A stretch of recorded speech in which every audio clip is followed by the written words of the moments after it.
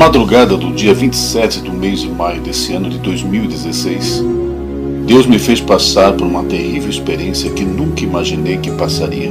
O fato se deu que na madrugada do dia citado, tinha chegado a hora de minha partida desta terra. Ao ver que tinha morrido, despedi-me de minha esposa e meu neto que estavam dormindo, e segui por um corredor luminoso rumo às alturas.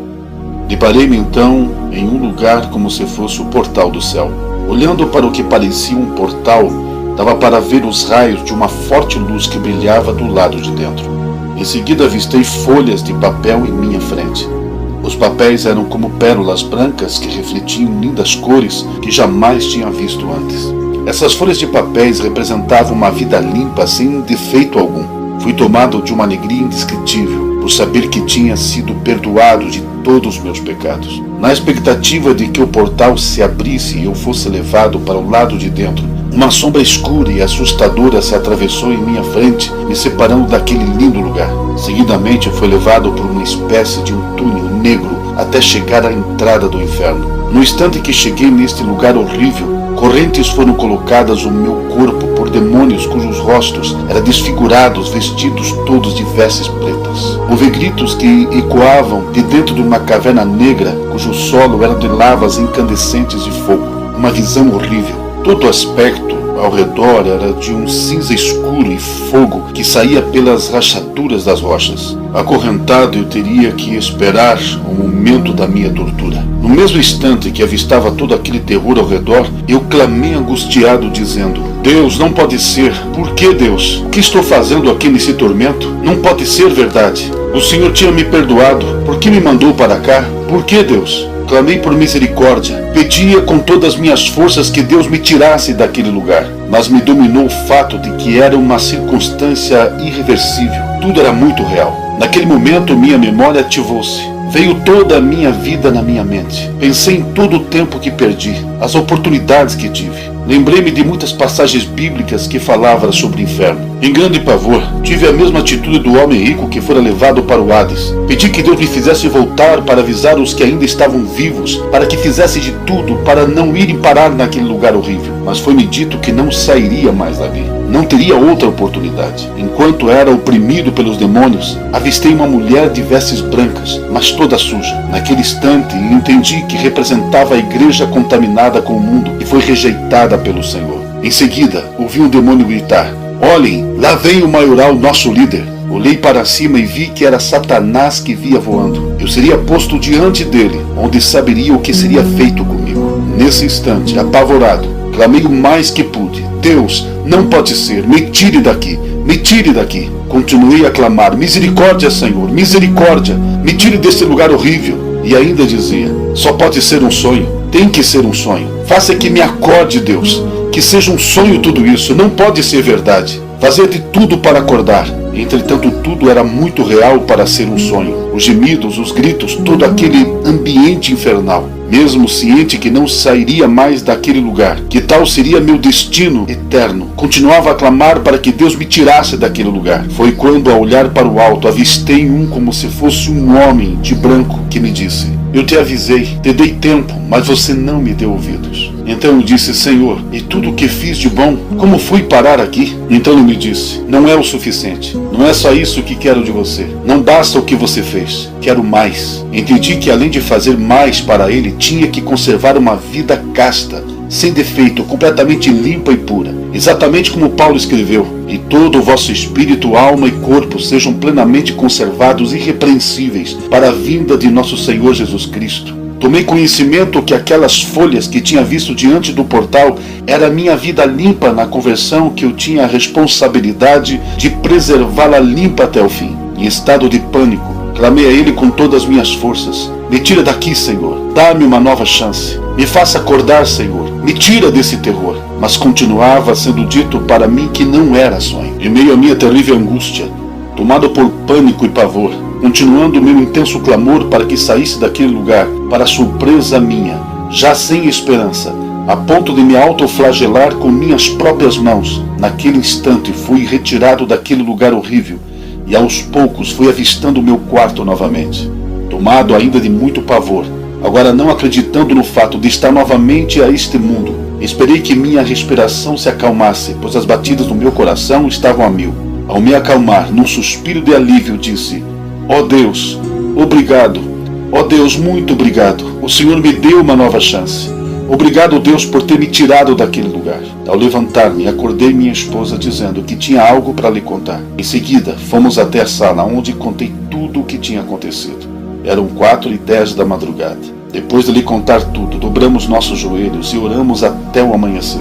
À tarde do mesmo dia, com meu corpo amortecido e minha mente conturbada de tudo o que vi e ouvi desde o início dessa terrível experiência, o Espírito de Deus me fez escrever em detalhes para depois transmitir, como estou fazendo agora, a fim de que os filhos de Deus tomem consciência do que será depois e como tudo deve ser agora para aqueles que querem ser levados para o céu e não para o inferno.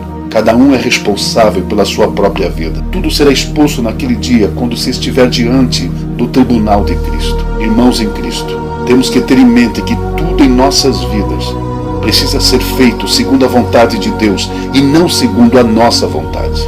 Creio que Deus me fez passar por tal experiência para que paremos de brincar de igrejinha e levemos mais a sério nossa vida espiritual. Deus quer que seu povo se volte para as verdades negligenciadas. As mensagens da facilidade que se tem pregado hoje nos púlpitos e fora dele têm feito com que se esqueçam das verdades fundamentais das Escrituras.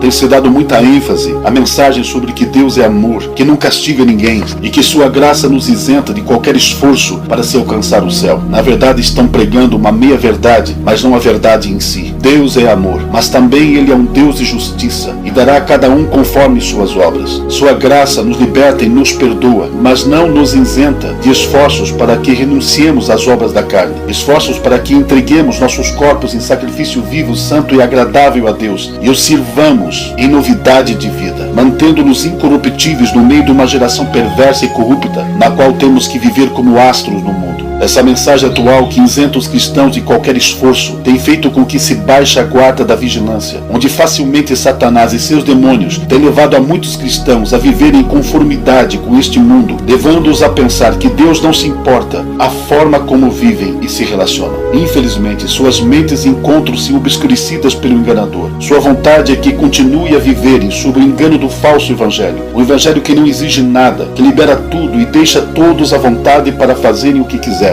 Deus me fez passar pelo que passei para advertir a igreja de Deus com respeito da falsa segurança transmitida pela falsa mensagem que tem levado e levará milhares de cristãos para o inferno. Sem sombra de dúvida, a verdade é que se queremos o céu, temos que eliminar de nossas vidas toda espécie de pecados. Temos que nos despojar, nos livrar, nos esvaziar, nos desconectar de todas as coisas que provocam a ira de Deus. É importante que entendamos, para o bem de nossas próprias almas, que Deus não vai deixar escapar nada. Ele é santo e não admitirá que impureza alguma entre no céu. Aquele que não estiver completamente limpo não entrará no céu. Por esse motivo, como eleitos de Deus, devemos nos revestir de santidade, de ternos afetos de misericórdia, de bondade, de humildade, de mansidão, de longanimidade, suportando uns aos outros e perdoando-nos uns aos outros. Não devemos nos enganar. Cristãos que mentem, que se prostituem, que são maliciosos, que falam palavrões e qualquer tipo de palavras torpes, que praticam as mesmas coisas que as pessoas do mundo praticam, não entrará no céu. O destino desses será o inferno junto com os ímpios. Paulo declara que quem fizer o agravo receberá o agravo que fizer, pois não há acepção de pessoas. O erro da maioria dos cristãos de hoje é não terem em mente a realidade do céu e as condições de ir para lá, e a realidade do fogo eterno e o que pode levar para lá, e ainda não pensarem que vivemos a cada instante a um passo do que será. Prezado amigo e irmãos em Cristo, tenho em mente que a terrível verdade do estado da perdição dos ímpios e dos desobedientes é declarada nas Escrituras do princípio ao fim. Jamais houve coração mais terno do que o do Senhor Jesus Cristo. Entretanto, ninguém jamais falou com mais autoridade ou ênfase sobre a realidade do inferno. Entre seus muitos avisos encontramos: e os filhos do reino serão lançados nas trevas exteriores. Ali haverá pranto e ranger de dentes. Mateus 8:12. Eu, porém, Porém vos digo que qualquer que, sem motivo, se encolorizar contra seu irmão, será réu de juízo. E qualquer que disser a seu irmão raca, será réu do sinédrio. E qualquer que lhe disser louco, será réu do fogo do inferno. Mateus 5:22. Mandará o Filho do Homem os seus anjos, e eles escolherão do seu reino tudo o que causa escândalo, e os que cometem iniquidade, e lançá-los-á na fornalha de fogo. Ali haverá pranto e ranger de dentes. Mateus 13:41-42. E se o teu olho te escandalizar, arranca-o, e atira-o para longe de ti.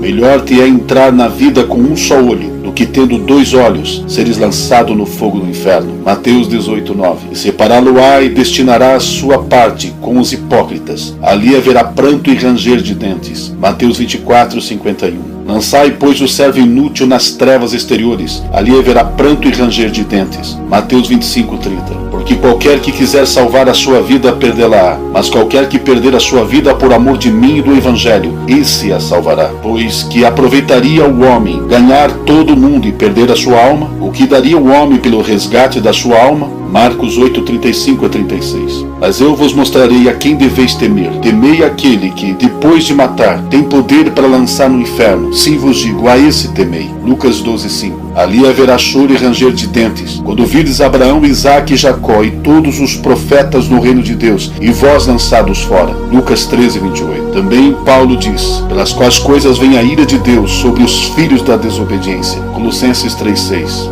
No livro de Apocalipse encontramos escrito, dizendo com grande voz, temei a Deus e dai-lhe glória, porque é vinda a hora do seu juízo. Apocalipse 14:7. Quem quer ouvir, que ouça, quem deixar de ouvir, que deixe. Mas esta é a mensagem que Deus me entregou para anunciar nesse tempo do fim. Creio, sem sombra de dúvida, que Deus me fez passar por essa terrível experiência para que eu pregue categórica, fervorosa e eficazmente sobre a eternidade e com clareza apresente a verdade sobre o inferno, o terrível manicômio do universo, onde os inconstantes, ébrios e débeis espirituais, por mais sãos que sejam intelectualmente, serão recolhidos para sempre. Povos de Deus, façam tudo para escapar da ira futura. Tomem cuidado, pecados que para muitos são insignificantes levarão muitos cristãos para o inferno. Advirto a todos contra os achismos de homens que acham que podem enganar o que está escrito para ensinar o que pensam. Dou alerta para tomarem cuidado com profecias e revelações que não condiz com a doutrina bíblica. Lembre-se que Deus vela pela sua palavra para a cumprir. Jeremias 1:11.